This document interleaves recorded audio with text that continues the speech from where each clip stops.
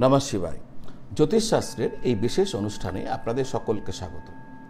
দর্শক বন্ধু, 2025 29শে মার্চ শনিদেব তার রাশি পরিবর্তন করছেন।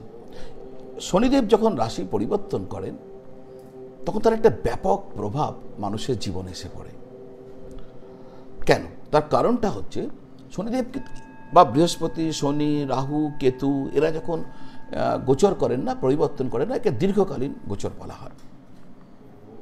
অনেক সময় থাকেন। তো শনিদেব ম্যাক্সিমাম থাকেন 2.5 বছরের টাইম, তার স্প্যান এক রাশিতে থাকা। তো শনিদেব এই যে পরিবর্তন করে এক রাশি থেকে আর এক রাশিতে আসছেন, ফলে 12টি রাশির মানুষদের ক্ষেত্রে এর প্রভাব কিন্তু দেখা যাবে।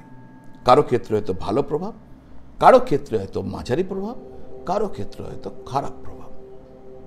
আর তাই আমরা যারা এই ধরনের অনুষ্ঠান আপনাদের সামনে আলোচনা নিয়ে আসি, আমাদের দায়িত্ব কোন রাশির মানুষদের কীরকম প্রভাব ভোগ হতে পারে তার একটা ধ্যান ধারণা আগে থেকে দিয়ে দেওয়া, যাতে আপনারা সমস্ত দিক থেকে অ্যালার্ট থাকতে পারেন। যদি খারাপের প্রসঙ্গ আসে তাহলে আপনারা অ্যালার্ট থাকবেন, নিজেকে খুব সতর্ক থাকবেন যাতে সমস্যা না বাড়ে, না হয়। আর যদি ভালোর প্রভাব বেশি থাকে তাহলে আরও বেশি করে চেষ্টা করবেন যাতে এই ভালোটাকে আপনি অ্যাচিভ করতে পারেন। কারণ শনিদেব হচ্ছে কর্মের কারক গ্রহ, পরিশ্রমের কারক গ্রহ, ন্যায়ের কারক গ্রহ। আপনি যদি ন্যায় থাকেন, পরিশ্রম করেন, মেহনত করেন, তাহলে শনিদেব আপনাকে সাহায্য করবেন আর ভালোটা আরও বেশি করে আপনি অ্যাচিভ করতে পারবেন। তাই এই ধরনের অনুষ্ঠান আপনাদের সামনে নিয়ে আসি। দর্শক বন্ধু, আপনারা যারা মিথুন রাশির মানুষজন আছেন, মিথুন রাশির ব্যক্তিরা আছেন, আপনাদের জন্য বলতে চলেছি। কিন্তু তার আগে একটা বলে নেব যে এই যে আমি বলতে চলেছি, ভালো হোক, খারাপ হোক, মাঝামাঝি হোক, যাই হোক না কেন, এর অ্যাকুরেসি লেভেল নির্ভর করবে আপনার কুণ্ডলিতে শনিদেবের স্ট্রেংথ কেমন তার উপর। শনি যদি উচ্চস্থ থাকে, শনি যদি স্বক্ষেত্রে থাকে, শনি যদি মিত্রক্ষেত্রে থাকে, শনির ডিগ্রি যদি ভালো থাকে, তাহলে ডেফিনেটলি আপনার শনি ভালো। আর যদি শনি যদি পাপ পীড়িত হয়ে থাকে, দুর্বলভাবে থাকে, তাহলে খারাপ। তো এগুলো একটু দেখে নিতে হবে, আর কি দশা চলছে সেটাও দেখে নিতে হবে।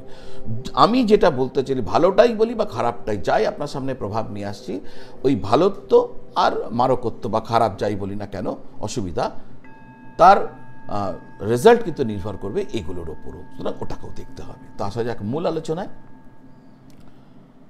2025 মিথুন রাশির কেমন যাবে, কি ইঙ্গিত আপনাদের জন্য দেখতে পাওয়া যাচ্ছে।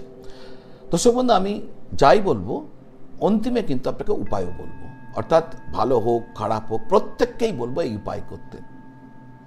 দেখুন, আপনার 2.5 বছর এর ফল আছে, এই যে থাকছে না 2.5 বছর, তো 2.5 বছরের মধ্যে কখনো মার্গী হবেন, কখনো বকরি হবেন।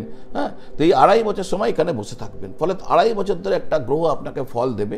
তো সেই গ্রহকে কিন্তু একটু সন্তুষ্ট করা উচিত, আর সন্তুষ্ট করাই হচ্ছে উপায়ের মাধ্যমে। কি উপায় করবেন, কি উপায় করলে শনির সমস্যা কমবে, আমি সেটাও বলবো। শেষ পর্যন্ত সঙ্গে থাকবেন। আপনারা যারা এখনও আমার চ্যানেলটি সাবস্ক্রাইব করেননি, আমার বিনম্র নিবেদন চ্যানেলটি সাবস্ক্রাইব করে বেল আইকন প্রেস করে দেবেন। জ্যোতিষের অনেক অনেক গুরুত্বপূর্ণ তথ্য আপনাদের সামনে আমি প্রতিদিন নিয়ে আসব। আসা যাক মূল আলোচনায়। দর্শক বন্ধু, মূল আলোচনায় শনিদেব 29শে মার্চ 2025 রাত 10টা 7 মিনিটে তিনি কুম্ভ রাশি ছেড়ে মীন রাশিতে প্রবেশ করছেন। যেই মীন রাশিতে প্রবেশ করছেন, মকর রাশি 7:30 শেষ হয়ে যাবে আর মেষ রাশি 7:30 শুরু হয়ে যাবে। মীন রাশিতে শনিদেব 13ই জুলাই 2025 সকাল 7টা 24 মিনিট সময় থেকে তিনি বক্রী হবেন এবং 28শে নভেম্বর 2025 সকাল 7টা 26 মিনিটে তিনি পুনরায় মার্গী হয়ে যাবেন। তার গোচর শুরুকালীন তিনি পূর্ব ভাদ্রপদ নক্ষত্রে থাকবেন, যা বৃহস্পতির নক্ষত্র।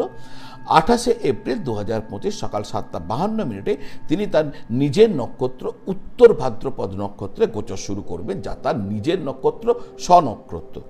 2025 অক্টোবরের 3 তারিখে রাত 9টা 49 মিনিট সময় তিনি আবার পূর্ব ভাদ্রপদ নক্ষত্রে ফিরে আসবেন। তো এই হলো তার নক্ষত্র। কি কি নক্ষত্র পাচ্ছে তার ডিটেলস।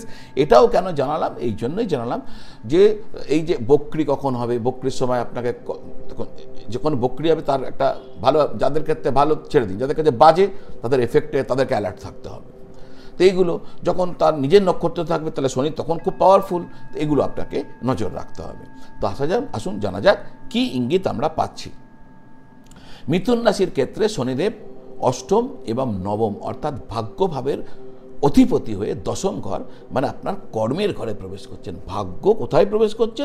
কর্মের ঘরে। ভালো সংযোগ, দারুণ সংযোগ। কর্মের ক্ষেত্রে ভাগ্যের সাহায্য আপনি পাবেন। মিথুন রাশির অধিপতি গ্রহ বুধ যেহেতু শনিদেবের স্বাভাবিক মিত্র, তাই এই গোচর আপনাকে লাভ দেবে।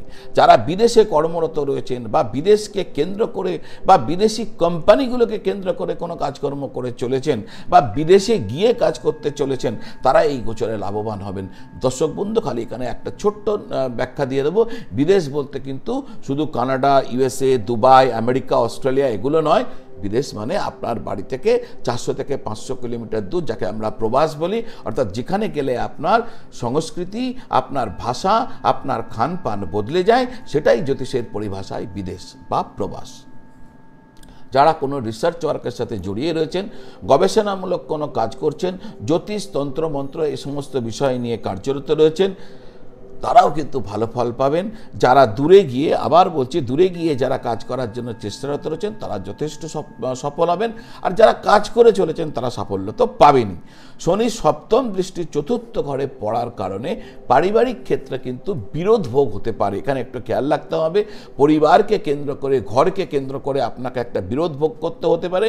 জুলাই থেকে নভেম্বর মাস এই সময়কালে আপনি একটু বেশি অ্যালার্ট থাকবেন। হতে পারে আপনার মায়ের সমস্যা হতে পারে, তার স্বাস্থ্যহানি ঘটতে পারে, তার স্বাস্থ্যের দিকে নজর রাখুন।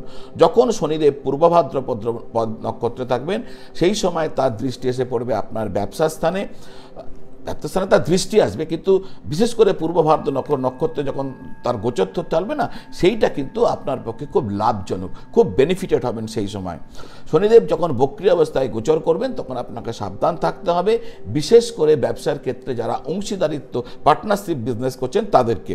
দাম্পত্য ক্ষেত্রে কলহ, বিবাদ এগুলো এড়িয়ে চলার পরামর্শ দেওয়া হচ্ছে। তর্ক, বাদ বিবাদ থেকে দূরে থাকুন বিবাহিত জীবনে। এই ট্রানজিট আপনার ইচ্ছা পূর্ণ করতে চলেছে। ভাগ্যের কৃপায় আপনার সমস্ত কাজ সফল হতে চলেছে।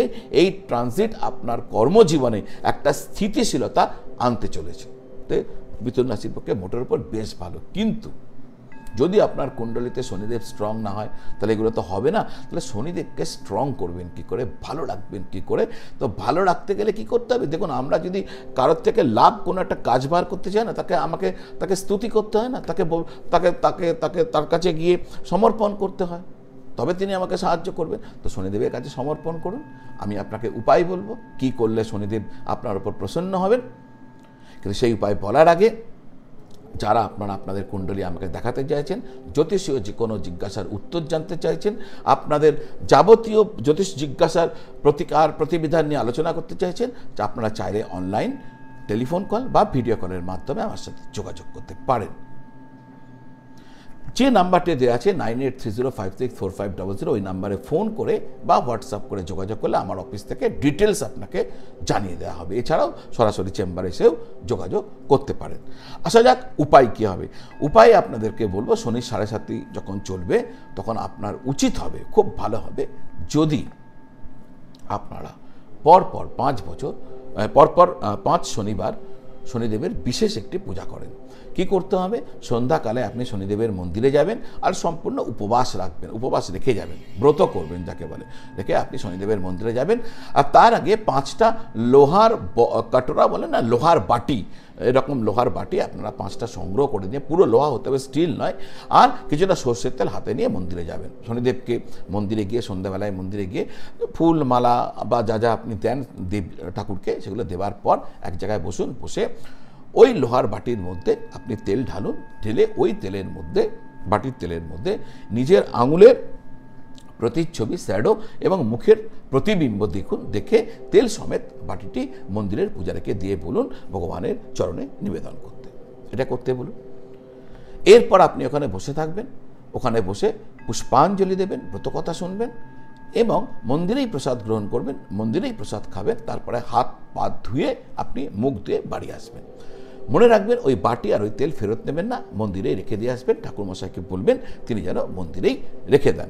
তো এই উপায় করুন, দেখবেন অনেক অনেক আপনাদের ভালো হবে। দর্শক বন্ধু, আজ এই পর্যন্ত। আপনারা সকলে ভালো থাকুন, সকলকে ভালো রাখুন। নমঃ শিবায়।